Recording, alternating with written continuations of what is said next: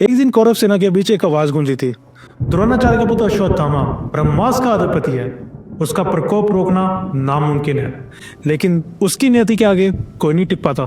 जो उसने सोचा है, जो भगवान श्री कृष्ण ने सोचा है, वो तो होना ही है। और महाभारत के युद्ध के बाद जब हर तरफ तकलीफ थी, एक इंसान था जो ना जीत सका था ना हार सका था। एक ऐसे योद्धा का दर्द जो अमर है लेकिन हर दिन मौत के बराबर तकलीफ उठाता है। एक ऐसा योद्धा जिससे दुर्योधन जैसे पापी भी थर थर कांपते थे उसकी ऐसी क्रूरता भरी हरकत को देख। वो योद्धा जिसने आधी रात को पांडवों के वध करा और जाके दुर्योधन को शुभ समाचार दिया। लेकिन जब सच सामने आया तो उसकी उत्सुकता गुस्से और घिन में बदल गई। उसकी आंखों में मौत का डर और सर पर काले घंघोर बादल छाने लगे। उस समय वो योद्धा महाभारत के चैप्टर का सबसे क्रूर योद्धा बन चुका था। एक ऐसा योद्धा तो स्वयं महादेव का रूप था, जिसमें पूरी पांडव सेना को नष्ट करने की अकेले में ताकत थी, जिसको पराजित करना नामुमकिन था। एक ऐसी गलती जिसने खुद भगवान श्री कृष्ण को एक ऐसा खतरनाक श्राप देने पे मजबूर किया। ये कहानी है एक ऐसे योद्धा की जिसकी कहानी युगों युगों से सुनाई जा रही थी। एक ऐसा योद्धा, एक ऐसा पुत्र जो स्वयं महादेव के आशीर्वाद से जमा, जिसके पिता गुरु द्रोणाचार्य और माँ कृपि थी, भगवान शिव का अंश अश्वत्थामा।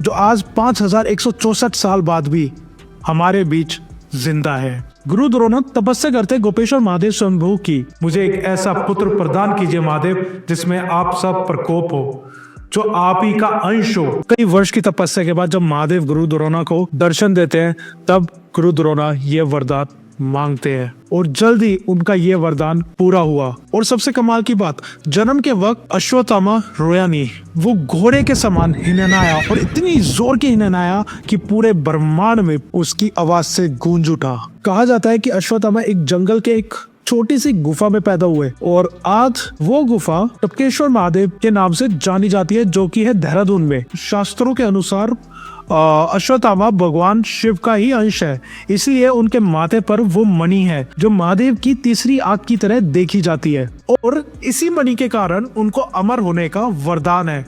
ना कोई जानवर, ना कोई बड़े से बड़ा योद्धा, ना पशु, ना पक्षी, यहाँ तक कि हवा भी उनका कुछ नहीं बिगाड़ सकती। एक ऐसा वरदान के साथ अश्वत्थामा जन्म लेते हैं। मैं आपको बता दूं कि गुरु द्रोणाचार्य ने पांडवों को शिक्षित किया और साथ ही अपने पुत्र अश्वत्थामा को।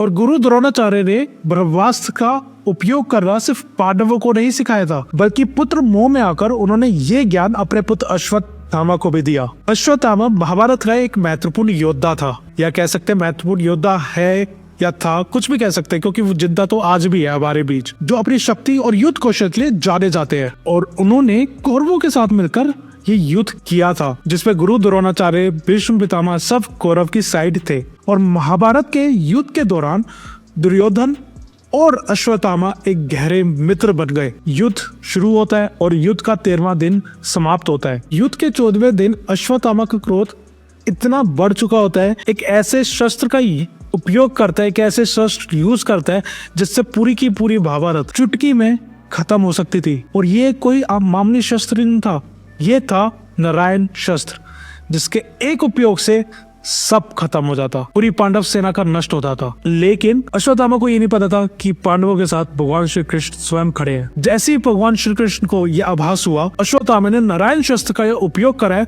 उसी टाइम भगवान श्री कृष्ण ने पूरी पांडव सेना को अपने शस्त्र गिराकर जमीन पे लेट जाने को बोला, जिसकी वजह से अश्वत्थामा का ये शस्त्र नाकाम रहा। माना जाता है अश्वत्थामा का क्रोध इतना तूफान से भरा हुआ था, इतना बढ़ चुका था कि वो चाहता तो पूरा का पूरा युद्ध सिर्फ अकेले खत्म कर सकता था। उसमें इतनी आग, इतनी ऊर्जा बढ़ चुकी थी। और इसी आग ने अश्वत्थामा को ऐसा क्रूर पाप करने पे मजबूर किया। अगले दिन युद्ध का 15वां दिन, और जब कौरवों ने अपनी सबसे बड़ी ताकत को खो दिया, भीष्म पितामह के बाद गुरु द्रोणा ने ही पूरी कौरव सेना का नेतृत्व संभाल रखा था। गुरु द्रोणा को हराना नामुमकिन था, उनके ज्ञान के आगे सब शस्त्रहीन थे।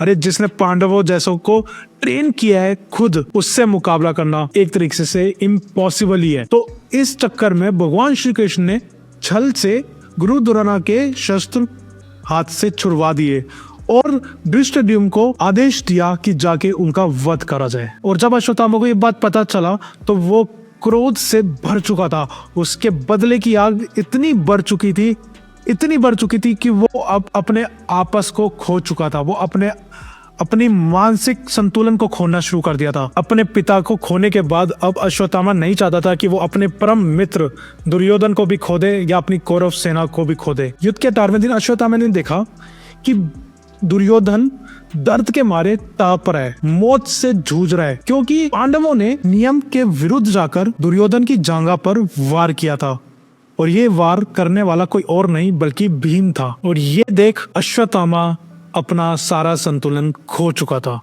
अब अश्वत्थामा ने फैसला कर लिया था कि अब वो पांडव सेना और पांडवों का अंत करके ही वापस आएगा।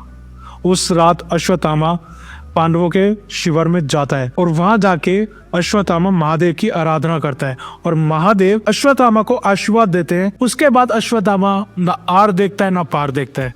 जो उसके सामने आता है बस खत्म खत्म खत्म। चारों तरफ खून ही खून बहने लग गया था। खून की नदियां बहा दी थी अश्वत्थामा ने। इतना प्रकोप, इतनी आग, इतनी जलन, इतनी ईर्ष्या से भरा हुआ इंसान और उसके हाथ में अगर तलवार देता तो क्या हाल करेगा। एनिमल मूवी में तो कुछ भी नहीं करता रणवीर कपूर ने, जो अश्वत्थामा ने किया था। अपने पिता का बदला लेने के लिए वो धृष्टद्युम्न को इतनी बेरहमी से मारता है, उसके सर पे इतनी बेरहमी से वार करता है कि उसका चेहरा बिल्कुल खत्म कर देता है और शिखंडी जैसे महायोद्धा को भी वो हरा देता है। और आखिर में वो एक छोटे से तंबू में घुसता है जहाँ 5 लोग सो रहे थे। अंधेरा होने के कारण उन 5 को पांडव समझ अश्वत्थामा 5 को वध कर देता है और एक को भीम समझ के उसकी गर्दन धड़ से अलग कर देता है। और खून से लथपथ, सर से लेके पैर से खून से लथपथ अश्वत्थामा जब बाहर आता है, जब वो देखता है कि ये जिसका उसने अभी वध किया है, जिसका उसने अभी 5 लोगों को मारा है, वो पांडव नहीं बल्कि वो होते हैं